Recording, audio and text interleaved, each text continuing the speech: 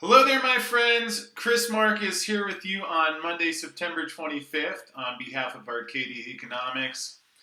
Today's video is about I suppose you could call it developing situation between US and North Korea. Although to be clear, I don't really think it's between the citizens of the United States and the citizens of North Korea. Maybe not even the entire government representation, but certainly Donald Trump has been getting into it with the North Korean leadership.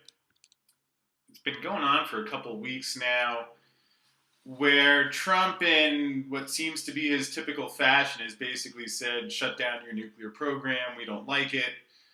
And each time he's said something to that effect, challenging Kim Jong-un or any of the commentary we've heard from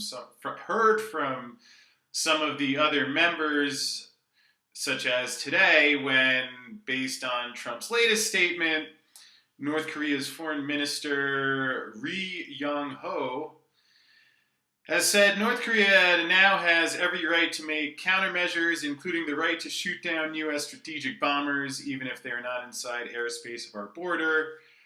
And basically that they interpret recent remarks by Donald Trump as a declaration of war, which certainly not a good weekend for Trump. It was interesting. I'm not sure if you follow football or not, but there were a lot of player protest, which is that in and of itself the most important thing here? No, but just again, to the degree that it's public.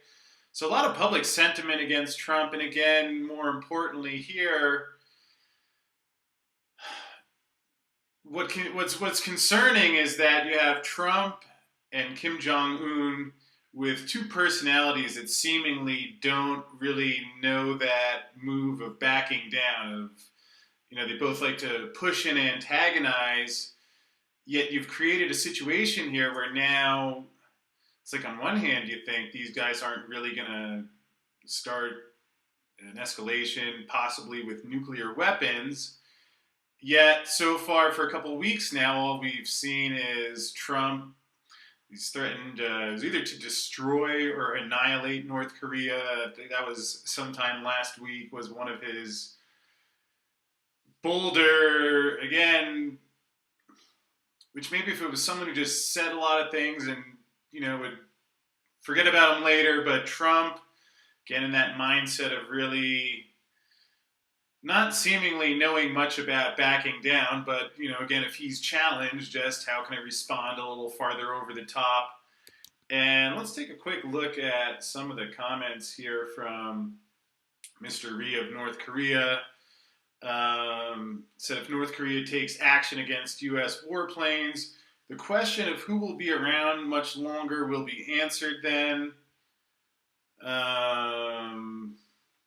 White House says we've not declared war on North Korea, but in either case, really not ideal. And on one hand, praying for some calm wisdom to arrive in the situation. Now, on the other hand, thinking about what this could be how this could be impacting the financial markets. If you go along with that viewpoint that at some point the borrowing, the money printing has a shelf life, and that we're headed towards some sort of break point in what have now become massive stock, bond, and real estate bubbles. It's one of those things where, again, how long can it go on? What will be the actual pin that pops the bubbles? Nobody really knows. But when you think of what are the types of events that could lead to that, certainly war is one of them.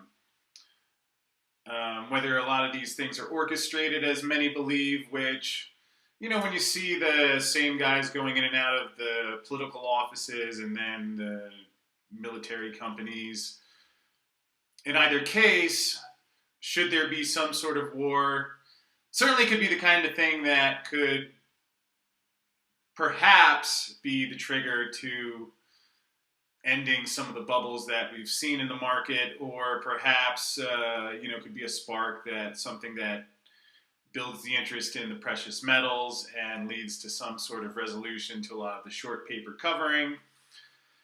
In either case, I mean, it's kind of weird because on one hand, if you're a precious metals holder, I don't think anyone's an advocate of, so it's not certainly something that you would be hoping for, but just from the standpoint of preparing for things that are happening, and should that happen, certainly that would be one of the situations that could change things as we know it in the precious metals market.